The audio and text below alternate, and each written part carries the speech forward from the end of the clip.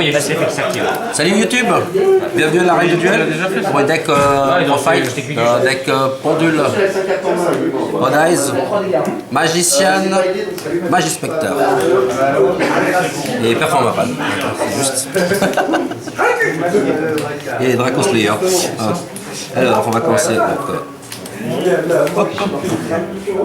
par 3 mètres de pendule, un synthétiseur vu qu'il est à 1 malheureusement.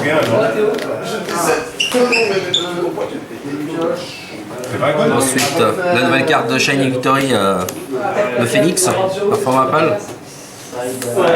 Très bonne carte qui permet en fait d'augmenter la puissance de tous les autres Performapal en la sacrifiant. Ensuite, 3 sorciers, c'est un peu le moteur de tuto principal du deck. Et pour éliminer donc les échelles pendules qui sont indésirables, ou alors préparer le tour suivant. Ensuite, la petite licorne qui donne du bonus donc à Odd Eyes à l'aide des Performapal, qui est aussi sorti dans Shining Victory. Ensuite, deux Odd Eyes aussi.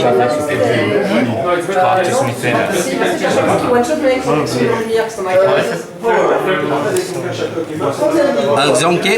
Donc Xanke au lieu d'un 3e Odd Eyes contre Monarque par exemple, pour les embêter tout de suite, contre Cosmo pour leur forcer la main à activer leurs effets, et un peu Burning Abyss mais bon, pas tant que ça. Et puis bon, c'est à 2005 quand même. Ensuite, une petite carte pour le troll mais qui m'a servi.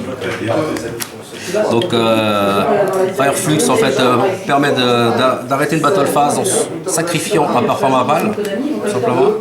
Donc contre Burning Abyss ça a été pratique.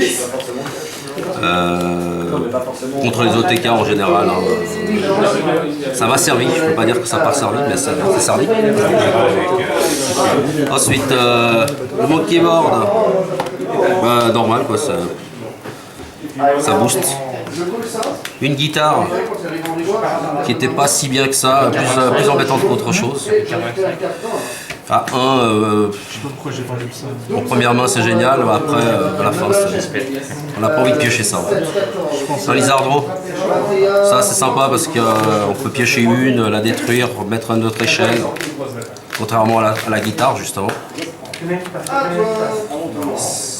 Ensuite, un Joker, évidemment, un synthétiseur magicien pour faire le synchro Meteor Burst et Ignister. Donc Meteor Burst surtout contre Burning Abyss et Cosmo, c'est efficace. Et avec le boost du Phoenix et de la licorne, le Odd Eyes, il passait même comment ça s'appelle, la Dark Planet. Voilà. La Dark Planet. Une excentrique. Je voulais la jouer à plus, mais après petite échelle et vu. Enfin petite échelle. L'échelle 7. C'est plutôt pour sacrifier, détruire un monstre, une MP. Et après, vu que je suis au-dessus de 7, à plus ça me contraignait. Et après, 2 raccoons, forcément, pour aller chercher son copain. L'emmerdeur de service, quoi, on va dire. Ça va être la carte la plus haïe par tout le monde. Alors voilà pour le main deck. Non, les monstres. Hein. Alors, magie de terraformation. 3 Skyris. Skyris, trop important. Même terraformation, j'aurais peut-être dû la jouer à 3 finalement. Parce que ça permet vraiment de débarrasser les échelles qui sont gênantes et ensuite préparer les coups au suivant et aller chercher les cartes importantes sur le moment également. Ensuite, une Odd Eyes Fusion.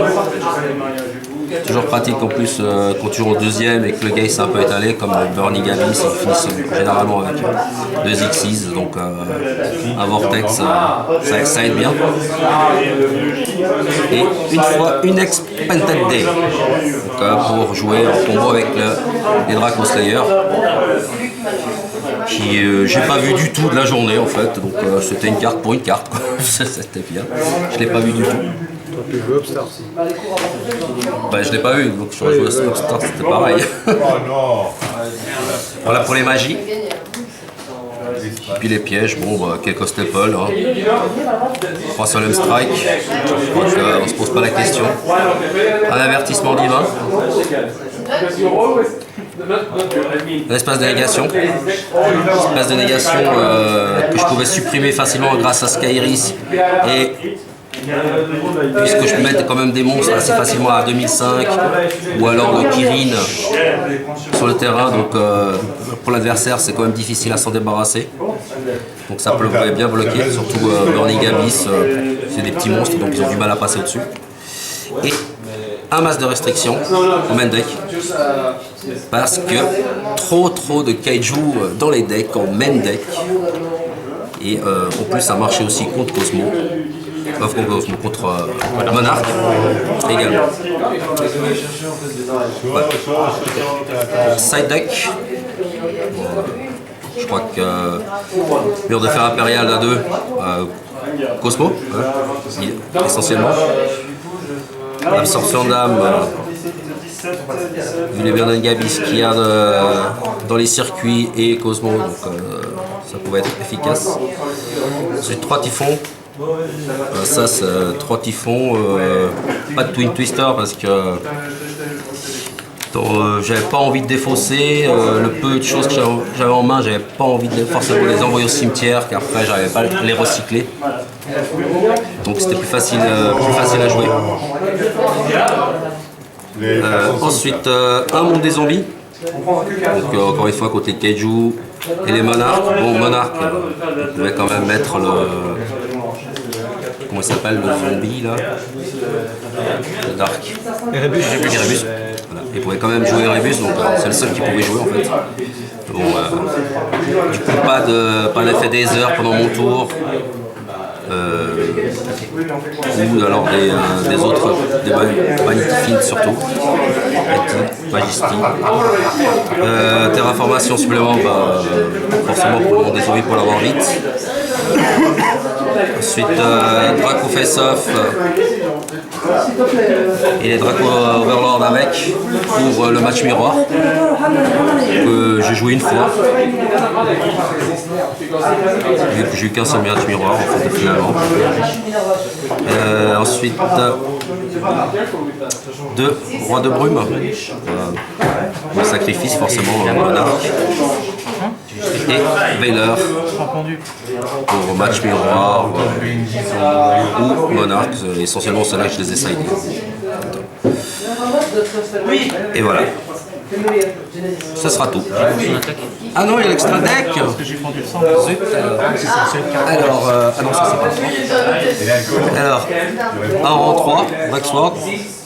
Étant donné le nombre de level 3 que je joue,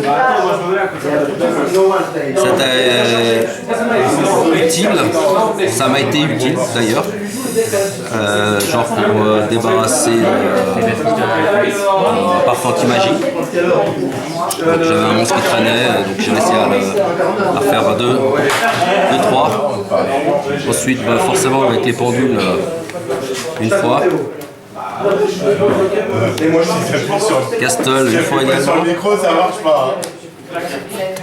Redésorder Abyss 2 fois. Avec les effets dans le cimetière, effectivement, j'étais pas trop pour en fait. Hein. Un Dagusto Emerald, essentiellement pour recycler l'extra deck en fait, si besoin. Ça n'a pas été utile, j'avais sorti. Dark Rebellion, j'ai sorti une fois également. Utopie, Beyond, pour faire le TK, jamais sorti. T'as besoin de faire 6. Allez, va prendre le Oda is Absolute, c'est un peu essentiel de ne pas le jouer, mais jamais sorti non plus. Ensuite, Rébellion. Vu le nombre vu les 7 et que je joue le magicien Xiangye, donc si j'arrive à le sortir avec l'effet, ça fait un bon ATK, mais pas sorti. Alors, petite question, pourquoi tu jouais un extra deck alors? Au cas où. Voilà. Non, l'extra deck, donc il y a beaucoup de cartes que j'ai pas sorties pour la simple raison, c'est que je jouais essentiellement sur l'effet des pendules. Ok. Donc, le fait qu'ils meurent, qu'ils reviennent, qu'ils meurent et qu'ils reviennent. Exceed, c'était au besoin. Abyss Dweller, toute la journée, je l'ai sorti une fois. Et pourtant, t'en jouais deux. Et pourtant, j'en jouais 2. Mais du coup, par contre, lui, qui fait le même boulot pendant la battle phase, lui, par contre, est sorti à pratiquement toutes les games. Donc, avec le support des Puffroom Apal et des Odice de Shining Victory, du coup, ça c'était très utile. Bon, Burning Abyss, c'est pas difficile à passer au-dessus, mais surtout contre Cosmo, le gars, il voyait ça, il le lit, bah, il faisait la tête, effectivement. Il savait que la planète allait pas suffire. Du coup, bah, forcément, avec Mister, j'ai sorti une fois, toute la journée contre un pendule.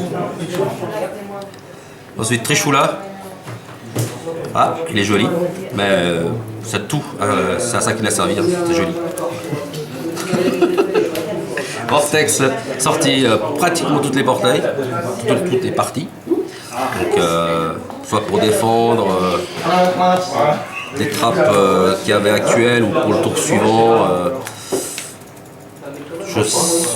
Avec un peu de recul, je leur ai rejoué 2. Carrément.